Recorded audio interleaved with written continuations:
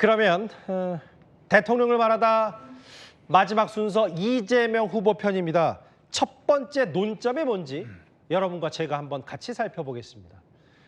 앞서 사전 투표가 다음 주 목요일이니까 시간을 좀 당기면 본투 투표까지 2주. 지금 투표까지 열흘도 채 남지 않았는데 막판 변수가 뭔지 일단 오늘 이재명 후보가 현장 유세 때 어떤 의미심장한 발언을 했는지 먼저 목소리부터 듣고 와서 관련 얘기를 좀 나눠보도록 하겠습니다. 우리는 앞으로도 반드시 이 어려움들을 이겨내고 저 폭력적인 권력자들을 진압하고 6월 3일은 압도적인 승리의 날이라고 하면 안 됩니다. 압도적인 응징의 날입니다. 압도적으로 응징해줘야 합니다, 여러분. 보신 그대로입니다. 이재명 후보의 여러 발언들이 국민의힘과 민주당의 공방을 일단 부르고 있습니다. 하나하나 좀 짚어볼 텐데 오늘 발언이 좀 의미 있어 보였어요. 이번 6월 3일 대선 날은 이재명 후보가 압도적인 승리의 날이라고 하면서 응징의 날이라는 표현까지 썼습니다. 박성민 대표님, 응징이라는 표현이 귀에 쏙 들어오는데 어떤 의미가 있다고 선거 전략상 판단하세요? 응징이라고 하는 건 역시 내란 세력에 대한 응징일 거 아니겠습니까? 가로 안에 생략되어 있는 거긴 하지만, 근데 이재명 후보가 압도적 승리란 말을 쓰다가 또 한동안은 압도적 승리가 아니라 반드시 승리하면 된다, 그런 얘기를 했어요. 그러니까 압도적 승리라는 말이 굉장히 오만해 보일 수가 있기 때문에 그렇게 안 했는데 이제 압도적 승리를 넘어서서 압도적 응징이라는 표현까지 썼단 말이에요. 근데 최근에 캠페인하는 걸 보면 3월 26일 항소심에서 선거법 무죄가 나온 뒤에는 조금 여유 있는 모습을 보이다가 대법원 파기환송됐을 때 조금 다시 그 강경 모드로 갔다가 그다음에 이제 대세론이 형성되고 굉장히 조금 또 유화적인 모습을 보였고, 그래서 반드시 승리하면 된다, 뭐 이렇게 그 실수하지 마라 이렇게 됐는데, 갑자기 이제 또 다시 그 강경 모드로 들어선 거는 지난주 1차 TV 토론 있지 않았습니까? 그때 보면 그 예상치 못한 장면들이 몇 개가 나왔는데, 첫째는 전혀 이번 선거에 그 변수를 안 봤던 민주노동당의 권영국 후보가 갑자기 보이기 시작한 겁니다. 그러니까 그동안에 이재명 후보는 좌측에는 신경 쓸 필요가 없기 때문에 중도로 가도 된다 이렇게 생각을 했는데, 권영국 후보가 그 나와서 TV 토론 잘했다 이런 평가를 받으면서 존재감을 드러냈고, 앞으로 두 번 더 토론이 있습니다. 그러니까 민주노동당 입장에서 보면 어차피 이재명 대세론이 있어서 자기들이 심상정 후보처럼 압박을 안 받는 상황이라면, 그러면 내년 지방선거를 앞두고 좀 찍을 명분이 좀 있는 거 아닙니까? 근데 그 찍는다는 거는 이재명 후보 측으로 보면 좀 당황스러운 거고요. 또 하나는 이준석 후보가 굉장히 공세적으로 나와서 토론에서 이게 김문수 후보보다 이준석 후보가 그 사실 이재명 후보는 TV 토론에서 무시 전략으로 이준석 후보한테는 질문도 안 했는데 그 공세를 취했단 말이죠. 그러니까 그런 뒤에 뭔가 이렇게 그 조금 약간 변수가 생겼다고 생각하는지 몰라도 오늘 반응은 조금 다시 그 강경 모드로 돌아간 느낌이 있습니다. 그러니까 지지층들을 좀 결집시켜야 되겠다.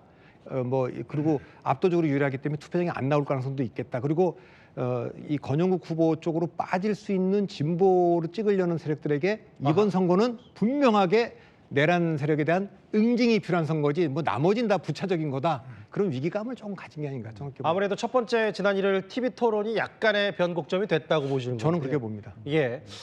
박수영 의원님, 어쨌든 이재명 후보 민주당 선대위에서 수석 부단장을 맡고 계시니까 저 유세 현장에서 응징이란, 제가 저 뉴스탑10 방송 때도 응징이란 단어가 뭐 직관적으로 아는데 사전적 의미를 좀 찾아보니까 잘못을 깨우쳐서 뉘우치도록 하는 징계가 응징이더라고요.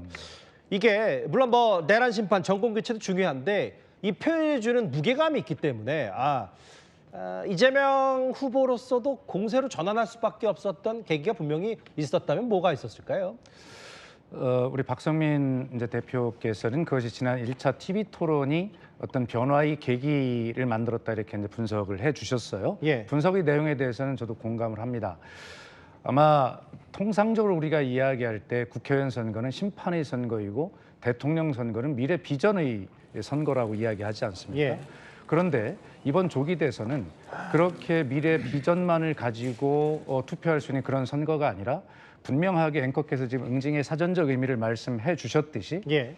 대한민국의 민주주의와 이 민생 모든 시스템을 한 번에 붕괴시키려고 했던 이 12.3 불법 위헌 비상계엄에 대한 분명한 책임을 묻는 성격이 동시에 있다라고 하는 것을 정확하게 하자는 것입니다. 예.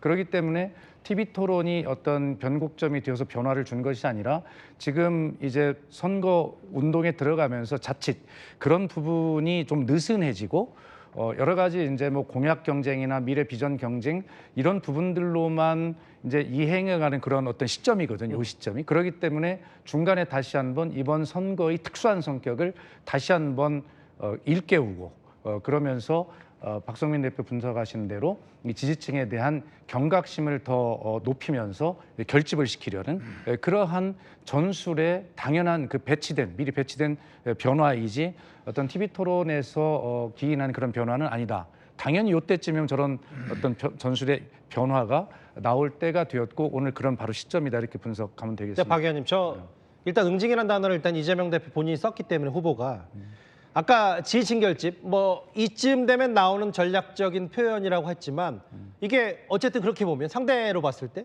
작용 반작용도 있고 그럼 당연히 이재명 후보가 우리를 응징할 수도 있다라는 일종의 보수층 지지 결집을 또 부추기는 그런 표현이 될 수도 있는 거 아닙니까? 그래서 이제 뭐 그거야 제가 예측할 수 없겠습니다만 저는 개인적으로 이런 생각을 합니다. 우리 두 분께서 동의하실지 모르지만 예.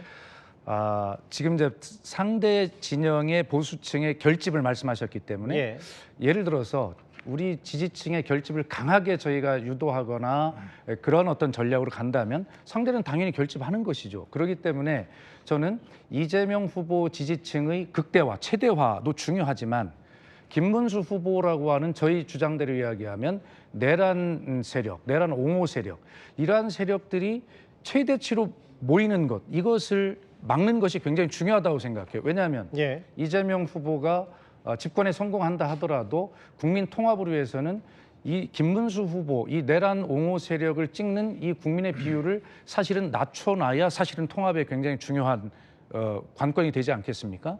그래서 지금 진보층이나 이 지지층을 강하게 결집시키는 것이 상대 후보들이 지지층을 결집시키는 자극하는 이런 것은 가급적 저는 뭐 좋은 전략은 아니라고 생각하나 그럼에도 불구하고 지금쯤은 다시 한번 이번 선거의 성격을 명확하게 해야 할 전술적 변화가 짧게라도 필요한 때가 되었다 이렇게 말씀드리는 것입니다. 알겠습니다.